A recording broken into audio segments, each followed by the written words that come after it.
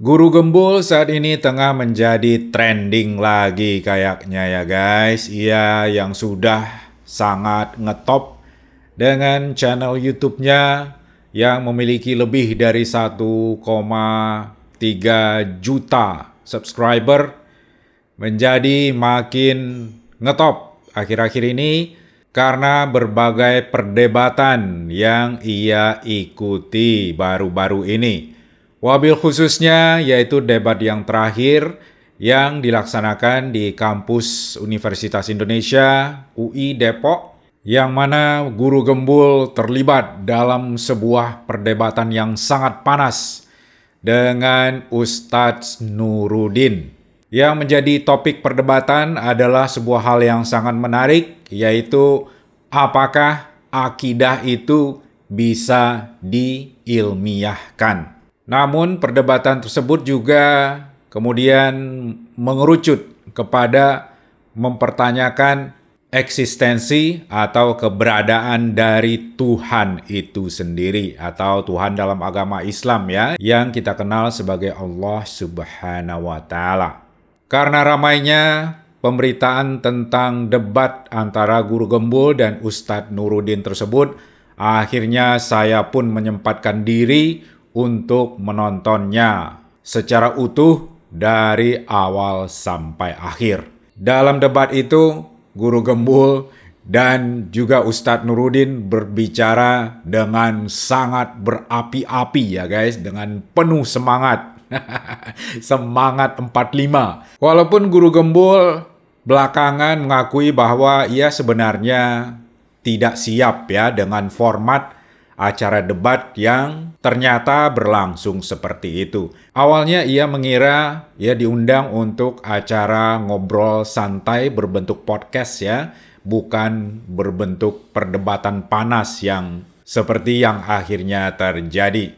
Sang Ustadz Nuruddin menyerang dan mengecam Guru Gembul yang dianggap tidak memiliki referensi ya atas apa yang disampaikannya. Bahkan sang Ustadz sempat menyebut Guru Gembul hanya sekedar asbun atau asal bunyi saja. Pada saat debat, Ustadz Nuruddin memang membawa sebuah laptop ya, dan ia sepertinya tiap sebentar melihat kepada laptopnya tersebut, sedangkan di lain pihak Guru Gembul tidak membawa apapun.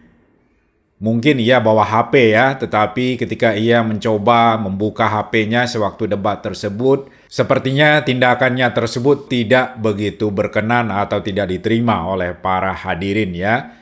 Yang menurut saya hal ini agak kurang fair ya, karena Ustadz Nuruddin memiliki sebuah laptop yang bisa saja terhubung dengan internet, dan sebelum ngomong ia bisa melihat dulu kepada laptopnya tersebut sebagai referensi baginya selama perdebatan berlangsung.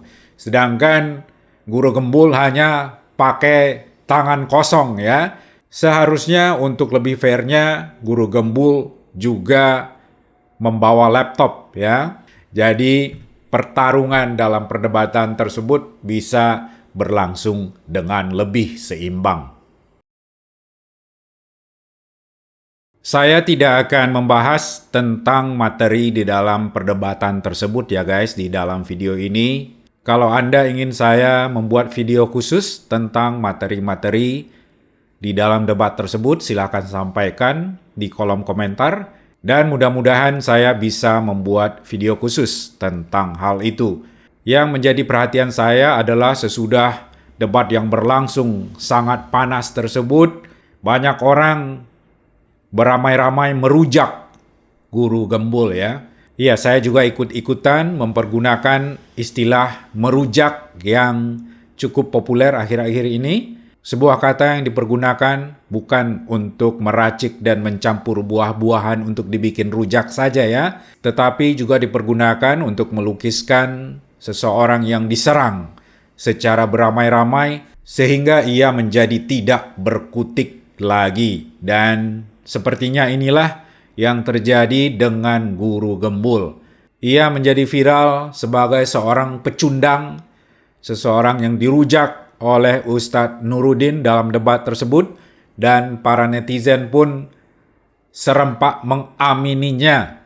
Namun bukan hanya para netizen yang mengamini hal tersebut, Guru Gembul pun mengakui bahwa ia kalah, bahwa ia adalah pecundang dalam debat tersebut. Beberapa hari setelah perdebatan tersebut usai, Guru Gembul merekam video klarifikasi dan dengan mata berkaca-kaca, atau dengan kata lain Guru Gembul nangis ya di videonya tersebut, memberikan penjelasan kepada para netizen yang maha benar dan maha kuasa. Guru Gembul mengakui kekalahannya dan seperti yang saya sempat sampaikan tadi, ia sama sekali tidak mengira bahwa acara yang akan ia ikuti adalah perdebatan seperti yang telah berlangsung itu. Namun kalau buat saya sendiri guys, debat itu tak lebih dan tidak kurang hanyalah debat kusir belaka.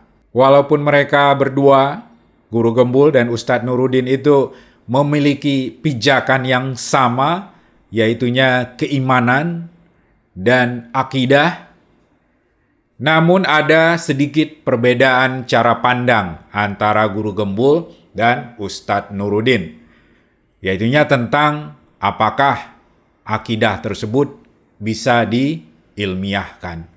Dan ternyata bukan hanya akidah yang disinggung, tetapi juga tentang keberadaan Tuhan itu sendiri ya. Kalau menurut Anda gimana guys? Apakah Tuhan itu ilmiah atau tidak? Kalau opini saya, kita lihat saja pengertian ilmiah itu apa.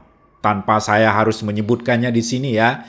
Kita lihat saja pengertian ilmiah itu apa, dan kemudian kita lihat apakah Tuhan atau akidah tersebut termasuk ke dalam definisi atau pengertian tersebut. Kalau misalnya nggak masuk, ya ngapain dipaksakan dalam debat kusir yang sekalipun berlangsung selama berjam-jam tidak akan mencapai titik temu. Namun demikian guys, apakah ada sesuatu yang bisa kita ambil, pelajaran yang bisa kita petik dari debat panas antara Guru Gembul dan Ustadz Nuruddin tersebut? Kalau bagi saya sendiri, ya saya bukan fans Guru Gembul ya guys, namun saya sependapat dengan beliau bahwa akidah maupun kepercayaan terhadap Tuhan itu tidak bisa diilmiahkan karena ia memang tidak ilmiah.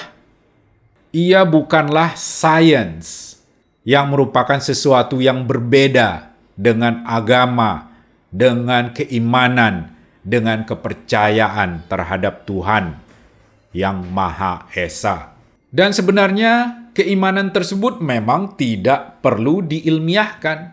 Keimanan itu tidak perlu untuk mendapatkan atau mengejar pengakuan dari kalangan ilmiah. Karena keimanan itu kan hanya kepercayaan yang tidak memerlukan bukti-bukti. Sedangkan sesuatu yang ilmiah itu selalu membutuhkan bukti-bukti, membutuhkan analisa sebelum mengambil kesimpulan. Tidak usahlah atau tidak perlulah untuk mencari bukti-bukti untuk mendukung keimanan ya. Karena keimanan itu tidak memerlukan bukti, tidak memerlukan apapun. Cukup percaya saja. Lu percaya apa enggak? Percaya. Udah, lu beriman. Nggak usah ngomong bukti. Kalau lu minta bukti, berarti lu nggak percaya nih. Ya udah, kalau lu nggak percaya, ya udah, lu nggak percaya. Begitulah kalau keimanan guys. Jadi walaupun banyak bukti-bukti yang bertentangan, walaupun banyak bukti-bukti yang tidak mendukung, namun keimanan ya tetap keimanan. Mau ada bukti atau tidak, gua akan tetap beriman kepada hal ini. Mau ada bukti apa kagak, gua akan tetap percaya kepada ini. Oleh karena itulah keimanan itu dalam bahasa Inggris juga sering disebut sebagai blind faith ya guys, yaitunya keyakinan buta. keyakinan yang tidak berdasarkan bukti-bukti, keyakinan yang tidak didukung oleh fakta. Dan ini bertentangan dengan prinsip-prinsip keilmiahan atau prinsip-prinsip dalam sains. Kalau dalam sains, langkah pertama adalah mengumpulkan fakta-fakta, mengumpulkan bukti-bukti, dan kemudian bukti-bukti tersebut dianalisa, kemudian diambillah kesimpulan. Kesimpulan inilah yang dianggap sebagai sebuah teori ilmiah, yang mana teori tersebut terbuka untuk dikoreksi. Teori tersebut bisa diubah kapanpun kalau ada fakta-fakta baru yang menunjukkan bahwa teori tersebut salah. Itulah yang kita anggap sebagai sesuatu yang ilmiah. Sesuatu yang sesuai dengan kaidah ilmu pengetahuan dan sains. Sedangkan akidah agama, it's something else. Sesuatu yang berada di luar ranah ilmiah tersebut. Inilah yang menurut saya coba disampaikan oleh Guru Gembul, ya. Bahkan Guru Gembul sempat menyampaikan bahwa ia sebenarnya tidak ingin berdebat tentang masalah akidah, karena akidah baginya adalah sesuatu yang tidak perlu diperdebatkan. Itu adalah keyakinan kita, ya udah kita percaya saja, nggak usah diperdebatkan lagi. Dan kalau diperdebatkan, akhirnya seperti yang kita saksikan, itulah yang terjadi sewaktu debat antara Guru Gembul dan Ustadz Nuruddin tersebut. Ustadz Nuruddin ini sepertinya ia memang menurut saya pintar sekali ya, pintar dalam memutarbalikkan fakta. Ia mungkin sering berkata bahwa kalau nggak terlalu tahu tentang suatu hal, nggak usah ngomong. Nggak paham masalah agama, jangan ngomong masalah agama. Sedangkan ia sendiri berlatar belakang filsafat dan bukan berlatar belakang sebagai saintis atau ilmuwan. Namun ia tak henti-hentinya membahas tentang berbagai fenomena sains dalam berbagai khotbahnya ya. Bagaimana menurut Anda guys? Kalau bagi saya sendiri ya, seperti yang tadi saya sampaikan, agak kurang berminat ya untuk berdebat dengan seseorang yang sudah memiliki keyakinan tertentu yang tidak berdasarkan fakta. Apalagi yang mau kita perdebatkan. Karena orang-orang semacam itu, apapun faktanya, apapun bukti yang kamu sampaikan, apapun logika yang kamu keluarkan, tak peduli betapa ia sangat bertentangan dengan keyakinannya, namun keyakinannya itu tidak akan pernah berubah. Inilah yang disebut sebagai delusi.